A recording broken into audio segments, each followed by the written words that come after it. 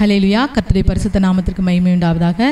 இந்த நாளிலும் கேட்கிற பார்க்கிற எல்லாருக்கும் கிறிஸ்துமஸ் தின நல்வாழ்த்துக்களை எல்லாருக்கும் தெரிவித்துக் கொள்கிறேன். இன்றைக்கு கிறிஸ்து எனும் இரட்சகர் உங்களுக்காக எனக்காக நம்ம எல்லாருக்காகவும் தாவீதின் ஊரிலே பிறந்திருக்கிறார். அந்த பிறந்திருக்கிற இயேசு கிறிஸ்துவை நம்ம என்ன செய்கிறோம்? கொண்டாடுகிறோம். கொண்டாடுறதுல ஒன்றும் தவறே இல்லை. ஆனாலும் அவருடைய சித்தத்தின்படி அவருடைய வார்த்தையின்படி நாம் எல்லாவற்றையும் எதை நாம் செய்தாலும் அதை நாம் அவருடைய நாம மகிமைக்காக செய்ய வேண்டும். லூக்கா 2வது அதிகாரத்தில் நாம் 10-11 வசனத்தை வாசிப்போம் என்றால், தேவதூதன் அவனை நோக்கி பயப்படாதிருங்கள், இதோ எல்லா ஜனத்திற்கும் மிகுந்த சந்தோஷத்தை உண்டாக்கும் நற்செய்தியை உங்களுக்கு அறிவிக்கிறேன். இன்று கர்த்தராகிய கிறிஸ்து எனும் இரட்சகர் உங்களுக்காக எனக்காக நம்ம எல்லாருக்காகவும் தாவீதின் ஊரிலே பிறந்திருக்கிறார். இன்றைக்கு நிறைய பேர் சொல்லலாம், கிறிஸ்துமஸ் என்ன டிசம்பர் 25 தான் ஏசப்பா பிறந்தாரா தெரியுமா அப்படின்னு சொல்லி நிறைய பேர் இன்றைக்கி வாக்குவாதம்.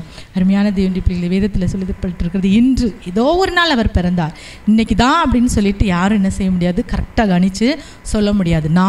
நம்ம ஒவ்வொருவருக்கும் ஒரு பிறந்த நாள் இருக்குது. அதே போல் மாம்சத்தில் வந்த வார்த்தையாகிய இயேசு கிறிஸ்து, வார்த்தையாகிய கர்த்தர் மாம்சத்தில் வெளிப்பட்டார். ஏதோ ஒரு நாள் மரியாளுடைய வயிற்றில் பரிசுத்த ஆவியினால் அவர் உற்பத்தியானார். அந்த நாளை தான் நாம் கொண்டாடுகிறோம். அது மிகுந்த சந்தோஷத்தை உண்டாக்கும் நற்செய்தி தான். இன்றைக்கு பாருங்கள், சிறு பிள்ளைகளுக்கு இந்த கிறிஸ்துமஸ் தினத்தில் ரொம்ப சந்தோஷம், ரொம்ப கொண்டாட்டம், புது ட்ரெஸ்ஸு, கேக் அப்படின்னு சொல்லி அவங்க ஏதோ கொண்டாடிட்டு இருக்கிறாங்க. ஆனால் பெற்றவங்களுக்கு அது திண்டாட்டம் தான். எல்லா பிரச்சனைகளும் கூட ஏதோ பாடுகள், எல்லாருக்குமே நெருக்கடி, கஷ்டம். அப்போது பண நெருக்கடியில் இப்படியெல்லாம் கொண்டாடணுமா அப்படின்னு சொல்லிட்டு ஒரு கேள்வி. ஆனாலும் பெற்றவர்களாகிய நாம், தாய் தகப்பன்கள், பிள்ளைகளுக்கு இப்படிப்பட்ட நாளில் என்ன செய்யணும்? என்னதான் நமக்கு கஷ்டம் இருந்தாலும், இன்றைக்கி நிறைய பேர் அப்படி தான், எவ்வளோ கஷ்டம் இருந்தாலும் அந்த கஷ்டத்தெல்லாம் தன்னோடு வைத்துக்கொண்டு தன்னோடு கூட இருக்கிறவங்கள எதையோ செய்து, ஏதோ அவங்களால இயன்ற காரியத்தை செய்து என்ன செய்கிறோம்? நாம் சந்தோஷப்படுத்தி கொண்டு இருக்கிறோம், ஒருவர் சந்தோஷப்படுத்துகிறோம்.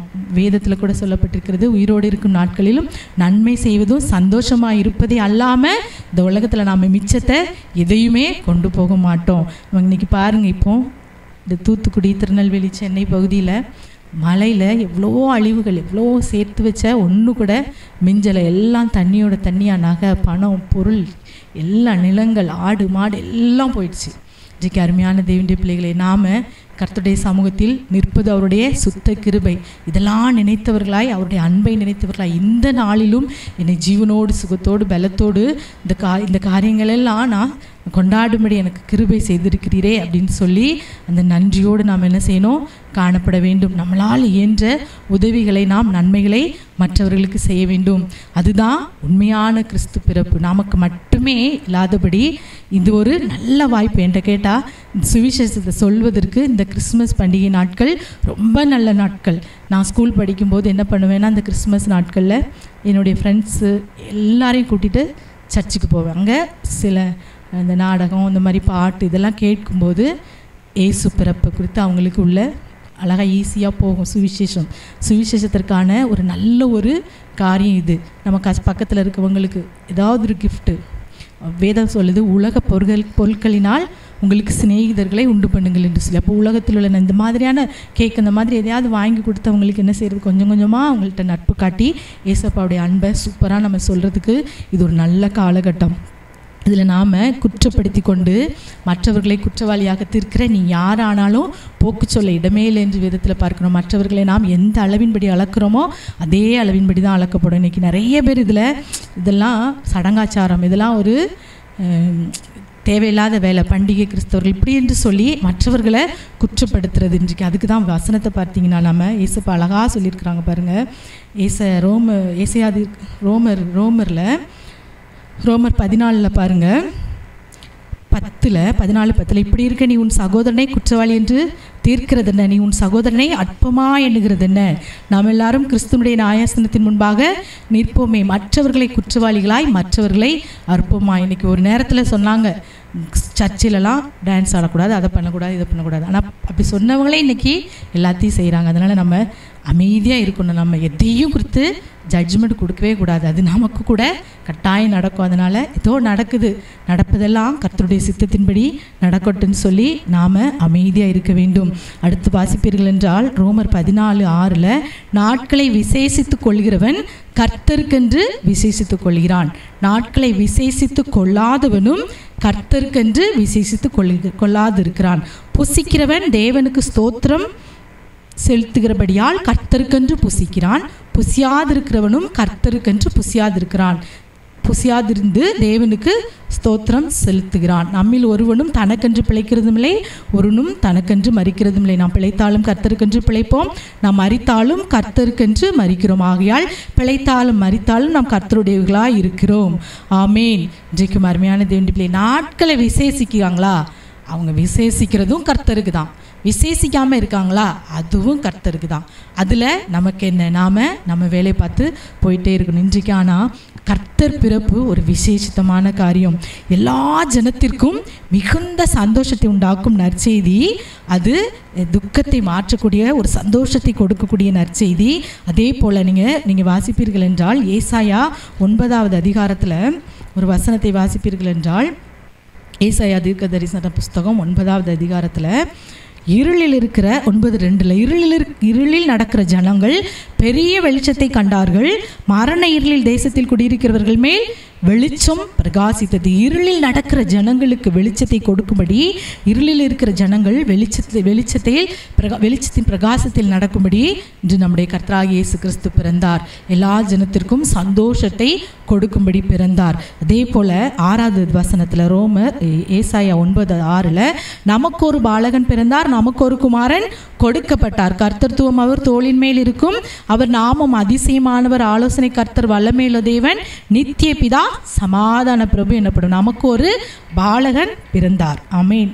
நமக்காக பிறந்த பாலகன், நமக்கு ஒரு குமாரன் கொடுக்கப்பட்டார். நமக்காக கொடுக்கப்பட்டவர் நம்முடைய கர்த்தராகிய இயேசு கிறிஸ்து. கர்த்தத்துவம் அவர் தோளின் மேல் இருக்கும், அவர் நாமம் அதிசயமானவர், ஆலோசனை கர்த்தர், வல்லமையுள்ள தேவன், நித்திய பிதா, சமாதான பிரபு. நமக்காக கொடுக்கப்பட்டவர். ஏழை உருவில் மாட்டுத் தொழுவத்தில் முன்னணியில் கிடத்தப்பட்ட நம்முடைய கர்த்தராகிய இயேசு கிறிஸ்து கடும் குளிரிலும், ஏன் இந்த டிசம்பர் 25 நம்ம கொண்டாடுறோம், அது ஏன் அந்த டேட்டுன்னு பார்த்தீங்கன்னா, ரொம்ப குளிர் இந்த டிசம்பர் கடைசியில் தான் இருக்கும். இந்த டிசம்பர் லாஸ்ட்டில் தான் அந்த குளிர். அதை தான் அந்த குளிரையும் கர்த்தர் பொருட்படுத்தாதபடி இந்த உலகத்தில் பிறந்தார். அந்த குளிரின் கொடுமையை கூட தாங்கி அந்த சிறு பிஞ்சு உடம்பு இருந்தது என்பதற்காக தான். அது எல்லாமே கர்த்தர் பிறப்பிலிருந்து அவருடைய மரணம் வரை பாடுகள் தான். எதற்காக? நமக்காக. ஆனாலும் அவர் யாரா? அவர் நாமம் அதிசயமானவர், ஆலோசனை கர்த்தர். அவர் இந்த நாளில் உங்களுக்கு ஒரு அதிசயமானவராய், இந்த நாளில் உங்களுக்கு ஒரு ஆலோசனை கர்த்தராய், இந்த நாளில் அவர் வல்லமையுள்ள தேவனாய், நித்திய பிதாவாய், சமாதான பிரபுவாய் உங்கள் வாழ்க்கையில் உங்களோடு கூட இந்த நாளில் இடைபெற அவர் வல்லமையுள்ள தேவனாகவே. அவர் உங்களுக்கு ஆலோசனை தவிர அவருடைய நாமம் உங்களுக்கு அதிசயத்தை செய்யும், வல்லமையை செய்யும், சமாதானத்தை கொடுக்கும், சமாதானத்தை உண்டு பண்ணும் ஆக்கினை அவர் மேல் வந்ததான். அவருடைய தழும்புகளினால் நாம் குணமாகிறோம். அவருடைய சமாதானத்தினால் நாம் அவர் நமக்காக சமாதானத்தை அவர் உண்டு பண்ணி வைத்திருக்கிறாராகவே இந்த நாளில் நாம் கர்த்தருடைய கிறிஸ்து பிறப்பு பண்டிகையிலே நம் கூட இருக்கிறவங்களுக்கும் சந்தோஷத்தையும், மற்ற எல்லாருக்கும், நமக்கு மட்டுமே அந்த சந்தோஷத்தை வைக்காதபடி எல்லாருக்கும் பகிர்ந்து கொடுப்போம். இன்னும் சொல்லணும்னா, நம்ம இயேசு கிறிஸ்து நமக்காக பிறந்ததுனால நம்ம இந்த நாட்களை நாம் கொண்டாடுகிறோம். எவ்வளவோ நம்ம வாழ்க்கையில் துக்கம், வேதனை, பாடுகள் வரும்போது இயேசு கிறிஸ்து நம்மோடு இருக்கிறார் என்று சொல்லி அவர் ஒவ்வொரு வேளையிலும் நம்மை தேற்றுகிறபடினால் நாம் சந்தோஷமாக எல்லாத்தையும் கடந்துட்டு போகிறோம். ஆனால் இயேசுவை அறியாத ஜனங்கள் இன்றைக்கும் அந்த உலக காரியங்களில், உலகத்தில் உள்ள வழிபாடுகளில் சிக்கி தவிக்கிறவங்க, அந்த நிம்மதி, நமக்கு என்ன பாடு இருந்தாலும் கர்த்தருடைய சமூகத்தில் நமக்கு நிம்மதியும் சந்தோஷமும் நம்ம கடந்து போயிட்டு இருக்கோம். ஆனால் அது இல்லாதபடி அவங்க ஒரு வெறுமையோடு காணப்படுகிறாங்க. அவங்க வாழ்க்கையிலும் அந்த கிறிஸ்து பிறப்பின் சந்தோஷம் என்ன செய்யணும்? போகணும். அதுக்கு நாம் சுவிசேஷத்தை சொல்ல வெட்கப்படக்கூடாது. சகல ஜனங்களையும் என்ன செய்யணுமா? சகல ஜனத்திற்கும் சுவிசேஷத்தை பிரசங்கிங்கள் என்று சொல்லி வேதத்தில் நாம் பார்க்கிறோம். வேதத்தில் கூட இந்த தொழுவத்தில் அல்லாத வேற ஆடுகளும் இருக்குது, நான் அந்த ஆடுகளை எல்லாம் நான் கூட்டி சேர்ப்பேன், அது என் சத்தத்திற்கு செவி கொடுக்கும் என்று சொல்லி பிரஜாதி ஜனங்களாகி நம்மளை பார்த்து தான் சொல்கிறார். ஆகவே இன்றைக்கும் அருமையான தேவனுடைய பிள்ளைகளை, பிரஜாதிகளாகி நாம் இரக்கம் பெற்று அவருடைய கிருபையின் ஈவினால் இன்றைக்கு விசுவாசிகளாய் ரட்சிக்கப்பட்டது போல் அந்த கிருபையின் ஈவு நம் தேசத்திற்கும் நம் மாவட்டத்திற்கும் இந்த நாளில் இறங்க வேண்டும். கிருபையாய் அவர் நம் தேசத்தையும் நம் மாவட்டத்தையும் ரட்சித்து அவருடைய ஈவினால் நாம் ரட்சிக்கப்பட்டது போல அந்த ரட்சிப்பாகிய ஈவும் கிருபையும் இந்த நாளில் கிருபையாய் இறங்கி எல்லா ஜனங்களும் கிறிஸ்து பிறப்பை சந்தோஷ சந்தோஷமாய் ஆசரிக்கும்படியான ஒரு பிள்ளைகளாய் அவர்கள் கிறிஸ்து உள்ளத்தில் பிறந்தவர்களாய் காணப்பட வேண்டும். கிறிஸ்து பிறந்தார் என்று நாம் கொண்டாடுவதோடு மாத்திரமில்லாமல் இயேசு நம் உள்ளத்தில் பிறக்க நாம் என்ன செய்யணும்? இடம் கொடுக்கணும். அவர் பிறக்க இடம் எப்படி கொடுக்க முடியும்? உள்ள அவர் எந்த உள்ளத்தில் அவர் பிறப்பார்? எந்த அசுத்தமும் பாவமும் இல்லாத ஒரு சரீரத்தில் தான் அவர் பிறக்க முடியும். ஒரு உள்ளத்தில் தான் அவர் பிறக்க முடியும். ஆகவே நாம் இன்னைக்கு ஏசப்பா எனக்கு உள்ளத்திலே நீர் பிறக்கும்படி என்னை நீர் சுத்தப்படுத்துங்க. நீர் பிறப்பை நான் வெளியே சும்மா கொண்டாடாதபடி உண்மையாய் பிறப்பை கொண்டாட. இன்றைக்கி அநேகர் கிறிஸ்துமஸ்க்கு கொண்டாடலாம், நல்ல ட்ரெஸ் போடலாம், நகை போடலாம், எல்லாம் போட்டு வெளியே வேணால் சந்தோஷமாக இருக்கலாம். ஆனால் கிறிஸ்து உள்ளே இல்லாததுனால வெறுமை இன்றைக்கி காணப்படும். இன்றைக்கி அப்படி ஒருவேளை நீங்கள் இருப்பீங்கன்னா அந்த வெறுமையெல்லாம் தூக்கி போடும்படி நீர் எனக்குள்ளே உண்மையாய் பிறங்க ஏசப்பா.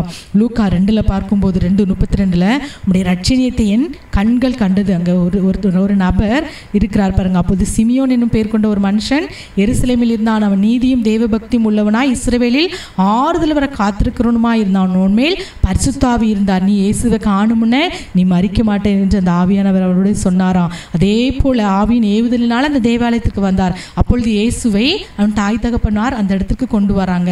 அந்த நாளில் அவர் சொல்றார் பாருங்க, உம்முடைய ரட்சணியத்தை என் கண்கள் கண்டது என்று சொன்னார். அதே போல இன்றைக்கும் அவருடைய ரட்சணியத்தை நம் கண்கள் காண வேண்டும். அவருடைய ரட்சிப்பை நம் கண்கள் காண வேண்டும். சிமியோனுக்கு ஒரு நாள் ரட்சணியத்தை காண செய்த அந்த நாள் இந்த நாளில் நம் வாழ்க்கையிலே அது இந்த நாளாக இருக்கும்படி நாம் எல்லாரும் கர்த்தருடைய சமூகத்தில் நான் ஜெபிக்கலாம். ஐசப்பா நாங்கள் நன்றியோடு ஸ்தோத்தரிக்கிறோம் தகப்பனே. இந்த நல்ல நாளிலும் அப்பா, இந்த கிறிஸ்துமஸ் நல்ல நாளிலும் தகப்பனே உம்முடைய சமூகத்தில் அப்பா நீர் பிறக்க இடம் கொடுத்தவர்களாய் இருளில் இருக்கிற ஜனங்கள் பெரிய வெளிச்சத்தை கண்டார்கள் என்று நாங்கள் ஆசரிக்கிறோம் அப்பா. ஆனாலும் இயேசுவே இருளில் நாங்கள் இல்லாதபடி எங்களுக்கு முதலாவது அந்த வெளிச்சம் பிரகாசிக்க வேண்டும் அப்பா. உம்முடைய ரட்சணியத்தை எங்கள் கண்கள் காண வேண்டும் தகப்பனே. இதோ எல்லா ஜனத்திற்கும் மிகுந்த சந்தோஷத்தை கொடுக்கும் நற்செய்தி நீர் பிறப்பப்பா. நாங்கள் எல்லாவற்றிலும் சந்தோஷத்தோடு வாழ்ந்திருக்க இந்த நாளில் நீர் அனுகிரகம் பண்ணுங்கப்பா. இயேசுவே உம்மை ஸ்தோத்திரிக்கிறோம். எல்லாரும் சந்தோஷப்பட்டு கலிகூர நீர் கிருபை செய்யுங்கப்பா. நாங்கள் எதை செய்தாலும் தகப்பனே அதிலே உம்முடைய நாம மகிமைக்காக நாங்கள் செய்ய நீர் கிருபை செய்யுங்கப்பா. உம்முடைய நாமத்திற்கு அப்பா எந்த விதத்திலும் நாங்கள் இயேசுவே அவகீர்த்தி உண்டாக்கும்படியான காரியங்களை நாங்கள் செய்யாதபடிங்களை நீர் தடுத்தாட்கொள்ளுங்கள் தகப்பனே. அப்பா உம்மை ஸ்தோத்திரிக்கிறோம் தகப்பனே. இந்த நாளிலும் கேட்கிற பார்க்கிற ஒவ்வொரு பிள்ளைகளையும் எங்கள் தேசத்தில் உள்ள ஒவ்வொரு பிள்ளைகளையும் நீர் ஆசீர்வதிங்க. எல்லாரையும் அப்பா உம்முடைய பிறப்பை கொண்டாடும் பிள்ளைகளாய் நீர் இந்த நாளில் அப்பா மாற்றி சுவிசேஷத்தின் ஒளி எல்லா ஜனங்களிலும் பிரகாசிக்க பண்ணுங்க தகப்பனே. முற்றிலுமா எங்களை உம்முடைய கரத்தில் ஒப்புக் கொடுக்கிறோம். சகல துதி கன மகிமை ஒருவருக்கே செலுத்துகிறோம். இயேசுவின் நாமத்தில் ஜெபிக்கிறோம் நல்ல பிதாவே. ஆமீன் ஆமீன்.